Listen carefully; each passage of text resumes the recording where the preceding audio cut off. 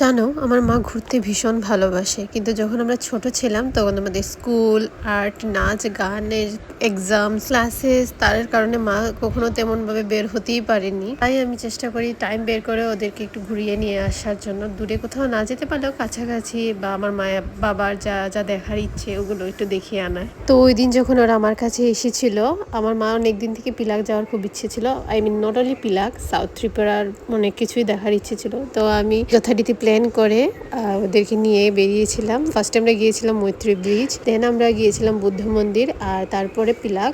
তার মধ্যে আমি গিয়েছিলাম আমার একজন খুব ক্লোজ একটা বোনই বলতে পারো, ওর বাড়িতে। কিন্তু আমার কাছে ওর বাড়ির কোনো ক্লিপস বা ওর কোনো ক্লিপসই নেই। আমি যখন বের হয়ে গাড়িতে বসলাম তখন ওকে মেসেজ করছিলাম যে আমার একটা ফটো পর্যন্ত উঠিনি। জানো, আমার সাথে সবসময় এমন হয় যে আমি যখন খুব ইচ্ছে থাকে কারোর সাথে দেখা করার বা অনেকদিন পর কারোর সাথে দেখা করছি, এত বেশি আমি এক্সাইটেড হয়ে যাই, কখনো আমি ফটো নিতেই ভুলে যাই। তোমাদের কার কার সাথে এমনটা হয় আমাকে অবশ্যই জানাবে। কিন্তু আরও একটা ভুল করেছিলাম, মানে অ্যাকচুয়ালি আমি ওইভাবে ভাবিনি যে আমি ব্লগ বানাবো, তাই কন্টিনিউয়াসলি আমি হয় না পরপর ভিডিও করিনি। আর এটা শুধু এই ভিডিওর জন্য হচ্ছে এমনটা না, এটা যথারীতি সবগুলোর জন্যই হয়। ক্যামেরা অন করে ভিডিও করবো, ব্লগ বানাবো, ওইরকম মনই থাকে না কিছু। আমি জাস্ট যখন সুন্দর কিছু আসে তখন যখন ক্যামেরা অন করি তখনই আমি যা ভিডিও বানাই আর কি। আর এই বৌদ্ধ টেম্পলটার ভিতরে গিয়ে এত বেশি শান্তি লাগছিল আর এত সুন্দর ছিল না, কি বলবো, তোমরা তো দেখলে। তারপর আমরা চলে এসেছিলাম জোলাই বাড়িতে আমার এক দাদার সাথে দেখা করতে,